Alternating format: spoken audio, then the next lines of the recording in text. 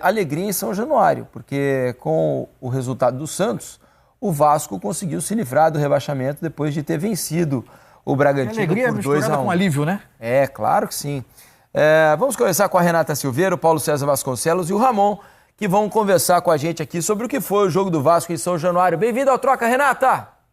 Fala, Diniz, Mansur, boa noite pra vocês e todo mundo que tá ligadinho aqui no Troca. Estamos vivos depois dessa transmissão tensa, emocionante. A gente já imaginava, né, gente, que essa última rodada de Campeonato Brasileiro ia proporcionar pra gente tantos momentos, né? Mas ao longo de toda a transmissão a gente ia atualizando ali a tabela do Campeonato Brasileiro. Uma hora o Vasco rebaixado, outra hora o Santos, o Bahia. Uma loucura total e dentro de São Januário não foi diferente, né? O Vasco abre o placar, sofre o empate e depois o Serginho no segundo tempo alivia todos os torcedores que já estavam chorando ali, tensos. E aí o choro foi de alegria na reta final do jogo. O Vasco vai permanecer na elite do futebol brasileiro. E o PC Vasconcelos e o Ramon Mota estão aqui para explicar, né, como é que foi essa vitória do Vasco, PC. Salve Renata, Ramon, Diniz, Mansur. Um jogo com uma alta carga de dramaticidade, né? Não poderia ser diferente. Um jogo em que o Vasco, no seu início, um pouco inseguro, mas depois foi se afirmando na partida. Teve um contratempo ainda na fase inicial, quando o Marlon Gomes precisou ser substituído em razão de uma lesão, mas foi buscar o seu gol diante de uma equipe muito bem estruturada, né, Ramon? Exatamente, o Bragantino é muito bem treinado, sabe o que fazer em campo, muito bem posicionada, né?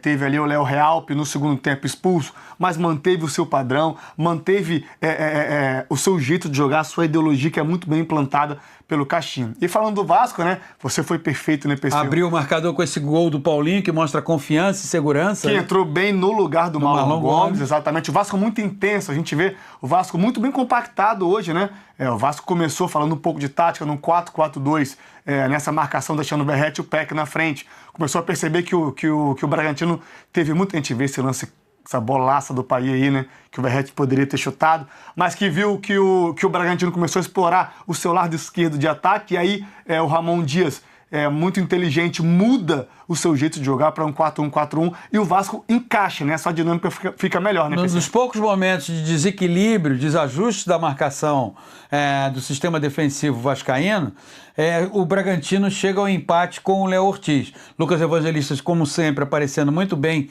no meio de campo, mas reparem que a movimentação do Bragantino é uma movimentação muito insinuante. E aí surge o lance do gol, um chute, um rebote que o Léo Ortiz leva ao empate. E aí, amigos, a temperatura do drama sobe em São Januário. Renata captou muito bem aqui a reação dos torcedores, da torcedora um pouco mais velha, do torcedor garoto com os olhos cheios d'água. Aí o Vasco, a sorte do Vasco, ele não se desequilibra no jogo. Vem a expulsão do Léo Realpe com a intervenção do VAR. Ela favorece o Vasco da Gama? De certa maneira, sim, do ponto de vista numérico. Mas, ao mesmo tempo, o Bragantino não fica preocupado em se defender, né, Ramon? Tanto é que sai o Elinho para a entrada do Sorriso. O Caixinha tenta explorar exatamente esse espaço que o Vasco poderia ceder por se jogar para o ataque, precisava da vitória, né? E esse lance da expulsão, PC, vale lembrar a expulsão que teve o Adrielson contra o Palmeiras, né? Exatamente também o último homem, assim como o nosso especialista PC explicou naquele momento daquele jogo, né? E aí a jogadaça do Paulo Henrique, como o PC falou, né? Propiciou o Vasco a ter mais espaço e uma dessas poucas jogadas que o Vasco fez com um a mais de aproximação, de ultrapassagem do Paulo Henrique, ele fez essa jogadaça e aí o Serginho faz o segundo gol. Serginho que saiu do banco para entrar na história e ao apito final do Wilton Pereira Sampaio, eu não diria que é uma celebração, não diria que é uma comemoração. É uma sensação de alívio do torcedor do Vasco que precisa, em 2024, ser mais bem tratado. Esse torcedor tão fiel, tão apaixonado, ele hoje está aliviado, porque celebrar e comemorar, ele quer celebrar e comemorar títulos, né, Renata? É isso. E amanhã já começa o planejamento de 2024, né? Um Vasco que amanhã começa a pensar em contratação, renovação de contratos, né? Mas realmente não tem como não falar dessa torcida do Vasco que sempre lota São Januário, é o 12º jogador e hoje não foi diferente. Então foi especial mesmo, né? Acompanhar durante todo o jogo como o torcedor ia reagindo às situações do jogo. Bom, o Vasco vence dentro de casa, volta a vencer no Campeonato Brasileiro e a vitória com certeza a mais importante de todos nesse Brasileirão. O jogo era o mais importante da vida, né? Então o Vasco vai jogar a Série A e eu volto aí com vocês. Obrigado, Renata. PC, Ramon, o Vasco não conseguiu se classificar para a Sul-Americana, né? Apesar da vitória, com o empate do Cruzeiro, o Cruzeiro se classificou para a Sul-Americana. Vasco e Bahia são os dois únicos times que não vão jogar nenhuma competição internacional da Série A, né? Desses que jogaram o Campeonato Brasileiro de 2023. Os 16 que não em 2024. que permanecem. Exatamente isso. Vamos ouvir Ramon Dias, o técnico do Vasco, falou depois da permanência. Ele tinha dito, hein? Vasco no va a bajar. No va a bajar y no bajó. Vamos ouvir Ramon Dias. Yo creo que la cosa más importante es, que quiero decir antes de contestarte la pregunta, que para mí, para mi cuerpo técnico, fue una cosa de que me pasó a lo largo de mi carrera, uno de los objetivos más difíciles que me tocó vivir. Porque también tuve la posibilidad de venir a Vasco, a Botafogo, y realmente por un problema que tuve no pude trabajar y me tuve que ir. Entonces, cuando apareció Vasco, hablé con todo mi cuerpo técnico, con Emiliano, con todo mi cuerpo técnico, y queríamos venir a Brasil. Es una liga, es la liga más importante del mundo, o es una de las ligas más importantes del mundo, y era un desafío importante, muy difícil de hacerlo, y gracias al club por haberme recibido de la manera que me recibió, y también proponernos que Vasco no iba a bajar desde el primer minuto. Y por eso yo primero le tengo que agradecer a los jugadores, que fueron los verdaderos protagonistas de todo esto, fueron los jugadores. Realmente ellos hicieron un clic, hicieron un cambio de mentalidad, de entrenamiento, de trabajo, de querer sobrellevarse a esa dificultad que tuvieron en la primera ronda, en la primera fase. Entonces, eso, y agradecerle también a Emiliano, a mi cuerpo técnico, que él habla muy bien el portugués, por ahí yo todavía lo tengo que aprender, pero fueron ellos también fueron muy importantes en este último periodo, porque transmitieron a los jóvenes, porque Vasco tiene muchos jóvenes, donde se tuvieron que adaptar a los entrenamientos, al trabajo, a la mentalidad del entrenador, y sabiendo que era un momento complicado y difícil. Y como nosotros hablamos también, que íbamos a luchar hasta el final. Hasta el final también faltaban, me parece que 7, 8 minutos y Vasco estaba descendido. Porque justo estaba ganando Bahía y estaba empatando y nosotros también. Entonces, pero el carácter de los jugadores, del temperamento, de lo que transmitimos todos juntos, no solo el entrenador, no solo Emiliano, no el preparador físico, no solo los dirigentes, sino todo, la mentalidad que adquirieron de un equipo grande. Vasco es un equipo grande, no tiene que pasar nunca más. No tiene que pasar nunca más. Es un equipo grande. Hay que tener mentalidad de equipo grande. Construir algo que sea acorde a lo que es Vasco. Acorde a lo que es este club. Acorde a lo que es la gente. Al acorde de todo, que saber que jugás en un equipo grande.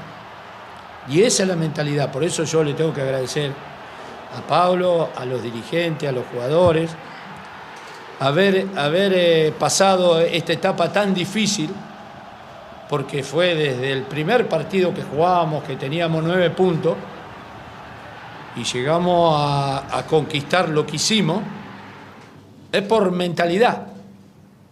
Transmitir esa mentalidad que todo se puede en la vida. Todo se puede conquistar. Y ese es un ejemplo para Emiliano, para todos. Fueron grandes partícipes ellos en todo lo que gestionamos, cómo manejamos el grupo, cómo le transmitimos ese optimismo. Y yo me acuerdo que cuando llegué acá hubo un momento que decía que Vasco no iba a bajar. Y esa promesa, la verdad, la cumplimos. La cumplió el club, la cumplió los jugadores, la cumplió el entrenador, los ayudantes. todo el mundo, y por eso nos sentimos orgullosos de estar en una de las mejores ligas del mundo y poder haber hecho lo que hicimos. Pero la única forma que se puede hacer es tener mentalidad, gente. Tener mentalidad, creer en lo que se hace, creer en el trabajo, creer en la disciplina, creer en la conducta, transmitirle a los jóvenes que es la única forma de salir.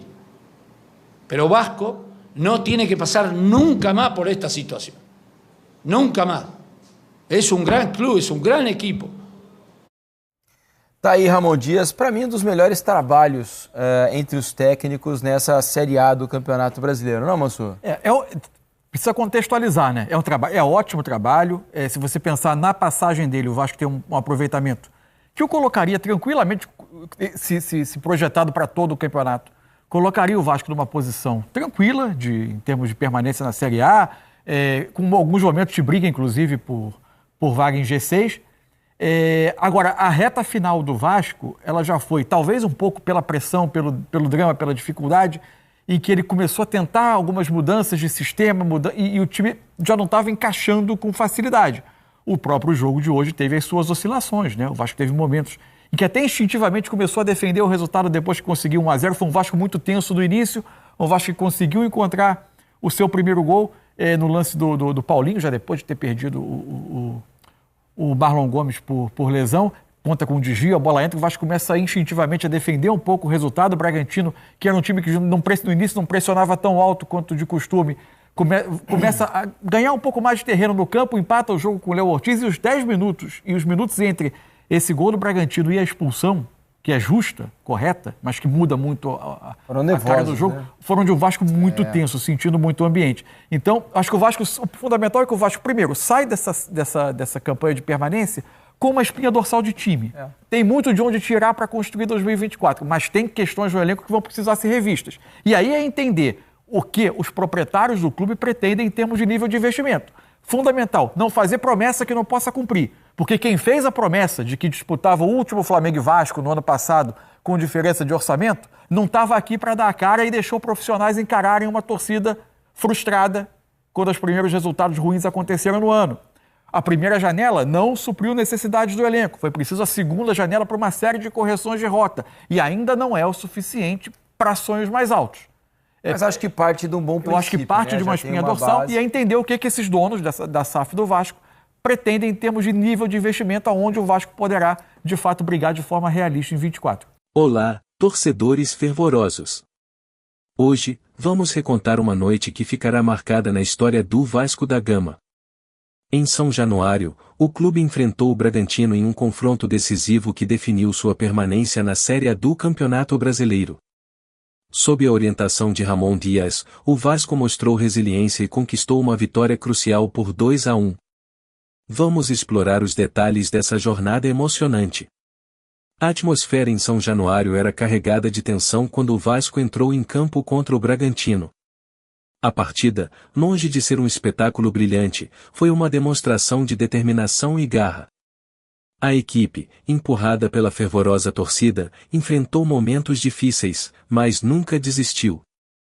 Os gols de Paulinho e Serginho foram verdadeiros baluartes, garantindo a vitória e a permanência na Série A. O Bragantino, por sua vez, ofereceu resistência, marcando com Léo Ortiz e mantendo o duelo emocionante até o apito final. Torcedores, queremos ouvir suas opiniões sobre essa noite especial do Vasco. Comentem abaixo, compartilhando suas emoções, momentos favoritos e expectativas para o futuro. Não se esqueçam de se inscrever no canal, deixar o like e ativar as notificações para mais conteúdos esportivos. Até a próxima, apaixonados pelo futebol, que o Vasco continue a trilhar caminhos de glória nos campos brasileiros.